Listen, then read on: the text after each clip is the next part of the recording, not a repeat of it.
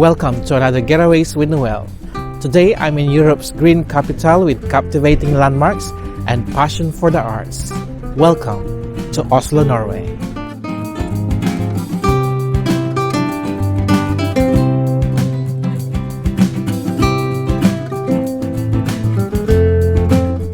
Oslo is the capital and center of economic and government of Norway. Most of the attractions and places of interest in Oslo can be reached and explored by walking from the central train station. Oslo's central train station is the largest Norwegian railway system, which operates travels for local, express, and regional routes. Like some of the train stations I have been in Europe, the Oslo train station has plenty of shops, cafes, restaurants, and has several exits leading to different areas of the city.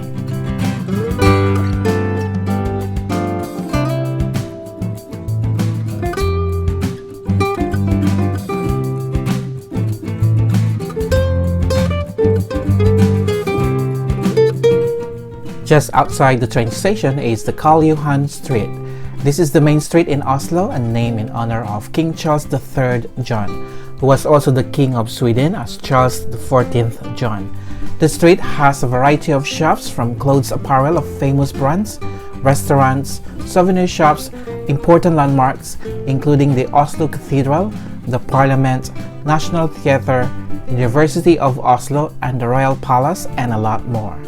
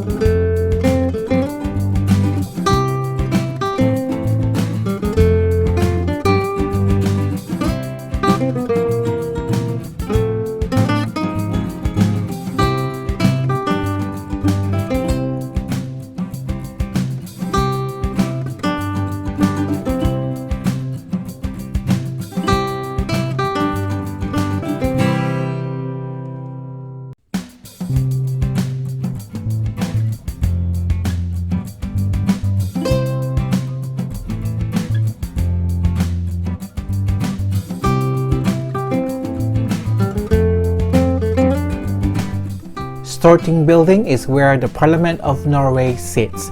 It has a complex history from being a private residence before the Parliament was established in 1814. It has undergone several works and designs to accommodate all legislators, offices, social function halls, and courtyards. Nowadays, it is one of the most important landmarks of the country. There is also a small park in front of the Parliament, including the outdoor ice skating rink during winter.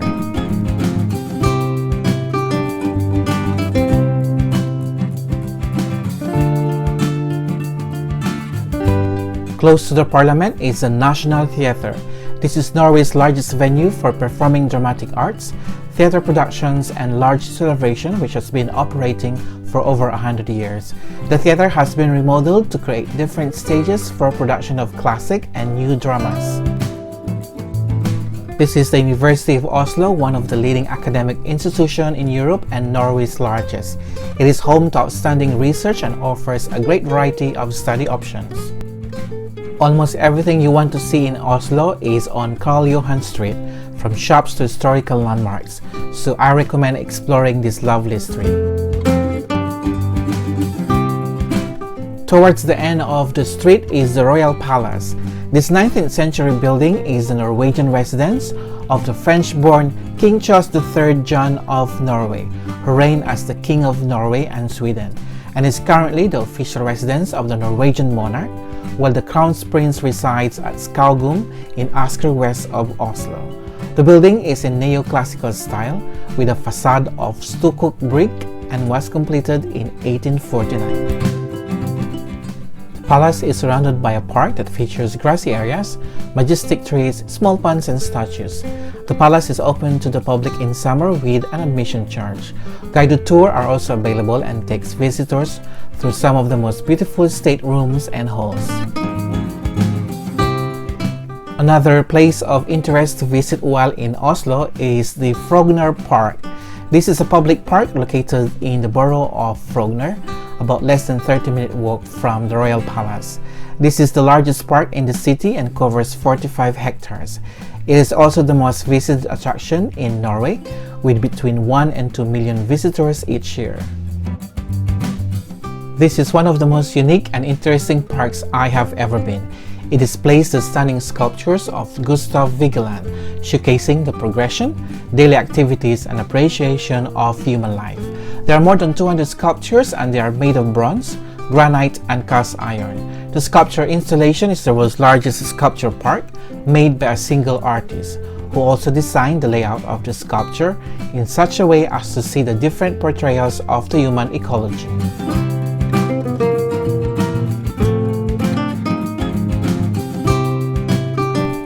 The sculpture park begins from the bridge, measuring 100 meters, lined with 50 sculptures of different human life stages and activities.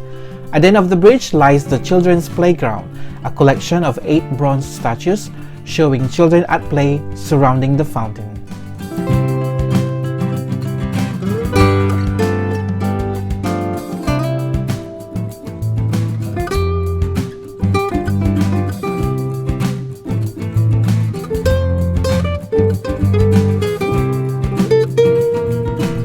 Another recognizable feature of the park is the Monolith. The Monolith measures 17 meters above the ground and stands at the highest point in Vigeland Park. The Monolith was carved out of one black stone and was originally quarried in Akershus, Norway, and then transported to the park in the late 1920s. The Monolith displays over 120 figures of men and women of different ages clinging and floating together.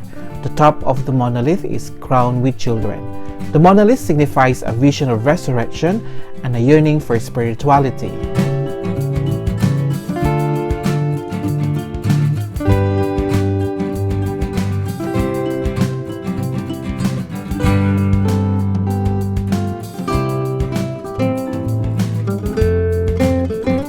Right after the Monolith, there's another sculpture called the Wheel of Life, which was carved between 1933 and 1934.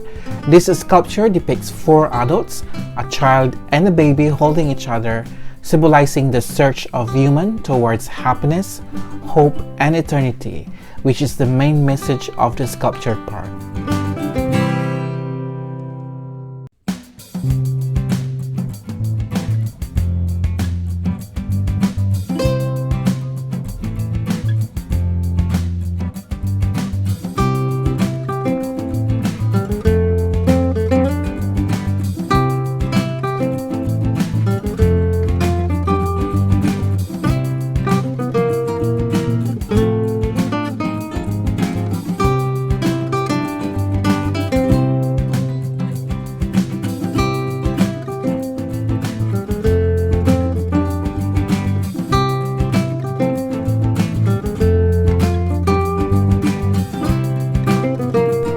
This is a part of the Oslo Harbour located on the neighborhood of Akershus.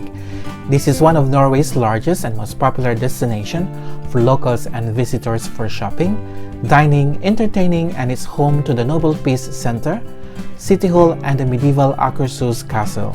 This is one of the places where you can take a ferry to visit the nearest fjord.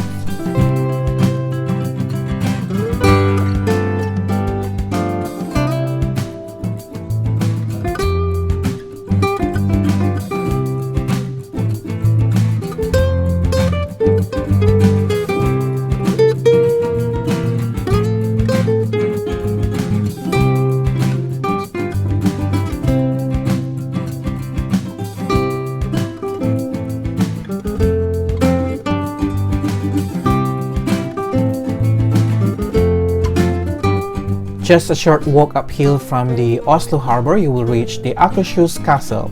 This medieval castle was built to protect and provide a royal residence for the city.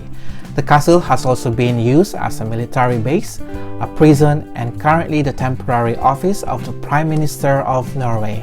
The castle was believed to have started being constructed from 1290s during the reign of King Haakon V. The castle was strategically constructed in response to the attack on Oslo by the forces of nearby countries and to have a stronger defensive center.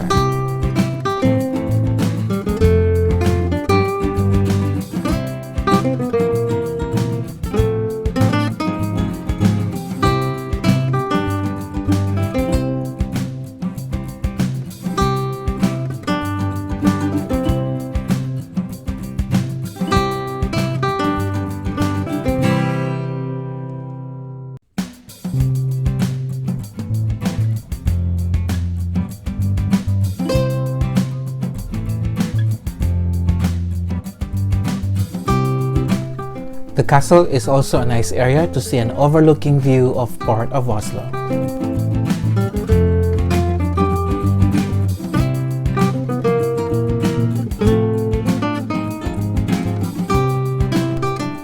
To date, inside the castle you will find museum, banquet halls, the Royal Mausoleum, and the government's reception rooms. There's also a small and historic church, which is the home of the royal sarcophagi. You will also see some cannons and other artilleries used during the attack.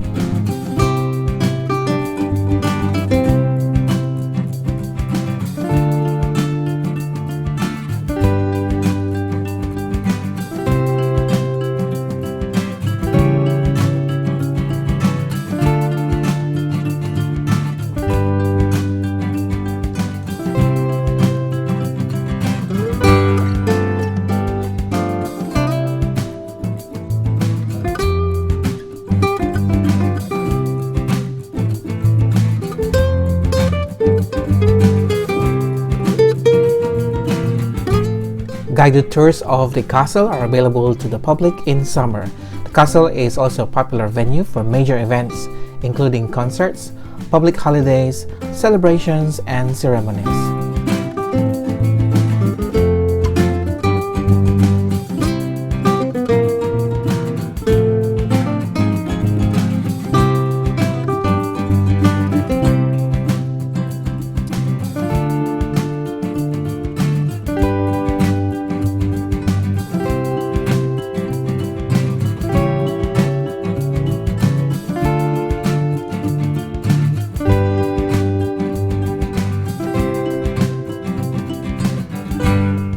Below the castle and facing the Oslo Harbour is the City Hall of Oslo, where the city's administration and various other municipal organizations sit.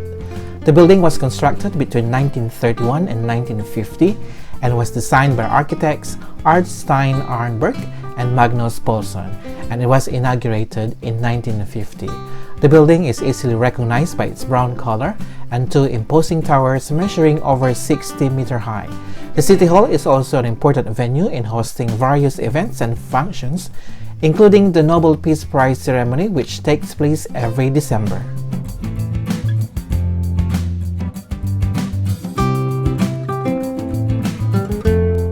Like a lot of modern capital cities, Oslo is very cosmopolitan due to the high diversity of people from different backgrounds. As a result, there are a lot of cuisines to try, and one of the best places to go is the Oslo Street Food, located on Torgata Street. This is an indoor street food market where you can find different cuisines from Asia, Mediterranean, Mexican, Italian, Caribbean, local flavors, and a lot more. The place can get very busy, especially from 5 p.m. onwards, so I recommend that you go there early to secure seats and table.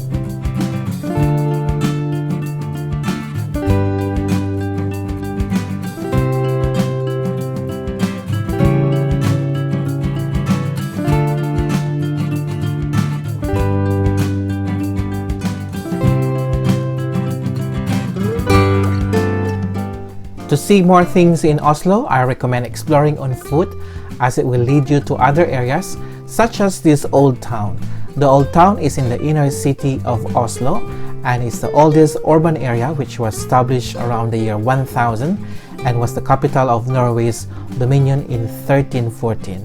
There are several ruins of stone and brick lying above ground, and evidences of protected culture underground in this area of the city. There's also a nature conservation area known as Ekeberg, and further up are some 17th and 18th century wooden houses that are zoned for conservation and some heritage railway buildings from different eras.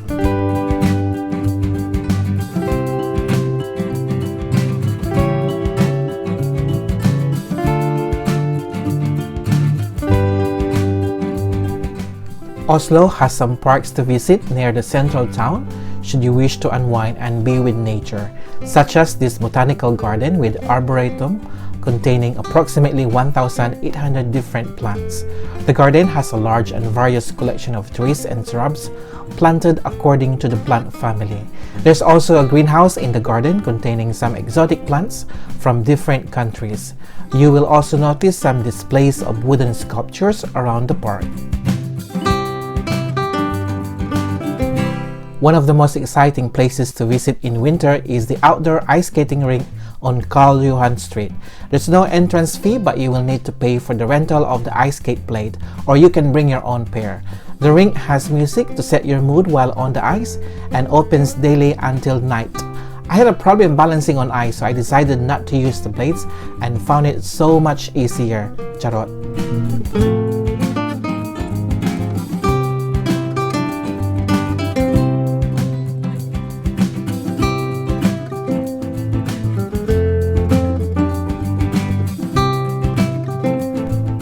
If you like sauna, music, and drinks, or simply to relax with friends, Salt is one of the best places to go.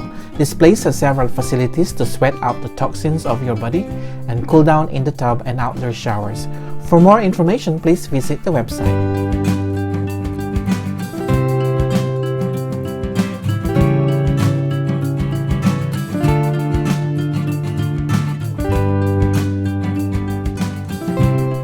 Of course, your visit in Oslo will be incomplete without visiting one of the most remarkable iconic landmarks in Oslo, the Opera House. Situated in the Bjørvika neighborhood of central Oslo, at the head of Oslo Fjord, this building is the home of the Norwegian National Opera and Ballet and the National Opera Theatre in Norway, and it remains as the largest constructed cultural building. The Opera House has a unique shape where the angled exterior surfaces of the building are covered with marble from Carrara, Italy, and white granite, and it appears to rise from the water like an iceberg.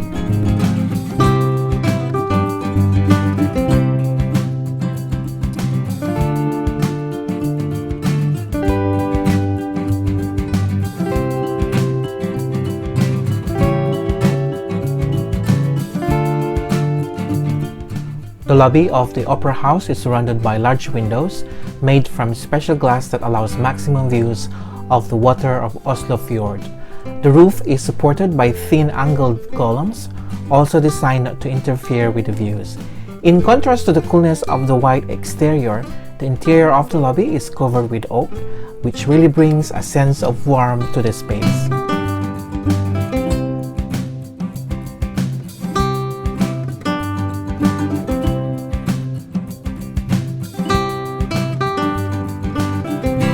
The interior of the lobby features this illuminated perforated wall panel featuring hexagonal openings, which was designed by Olafur Eliasson.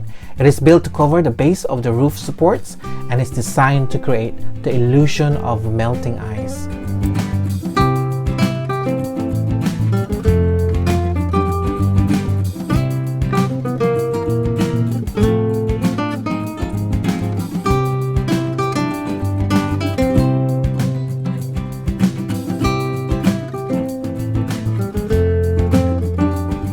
The exterior of the building angles down to the ground, which gives people the opportunity to walk along up to the roof and enjoy the view over Oslo and the fjord. Indeed, people are encouraged to walk and explore the building. Throughout the year, outdoor plays and concerts are hosted, with visitors lining the slopes to enjoy the shows.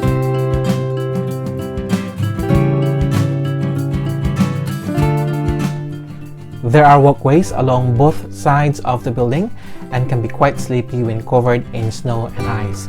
The central stage tower is covered in white aluminum and has imprints which are designed to look like old weaving patterns.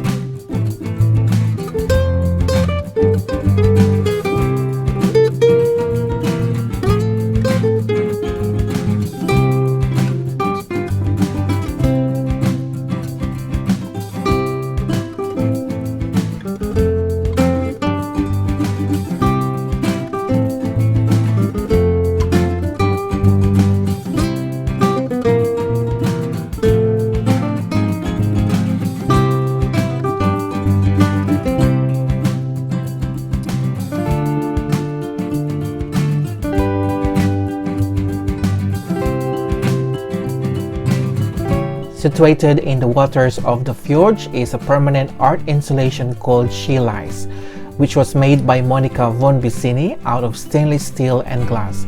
It floats on the water and turns with the tide and wind, thereby creating different views and interpretations of the sculpture.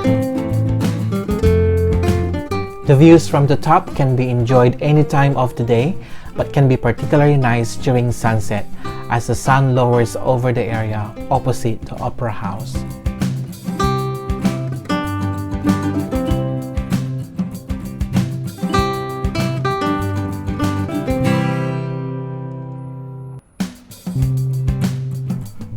Oslo is also worth exploring at night, as you can get a different view of the city and buildings, especially when the lights come on and people are out and about enjoying the winter nights.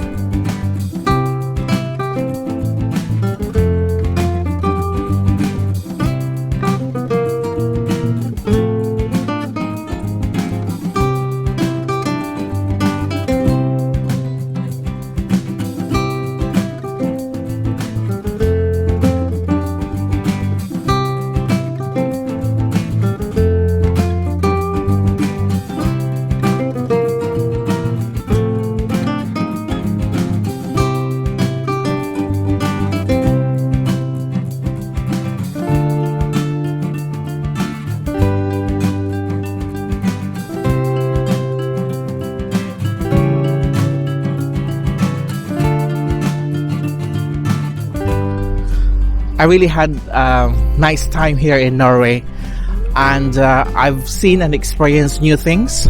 And the most important thing, I believe, is I was able to learn how Norway put effort in reducing the negative impact of tourism in the environment. Now I understand why Norway is the green capital of Europe, and I believe that Norway deserves to be a sustainable destination. The only downside here is that everything is expensive, but I don't mind coming back. Thank you for watching, and please subscribe to my channel for more Getaways with Noel.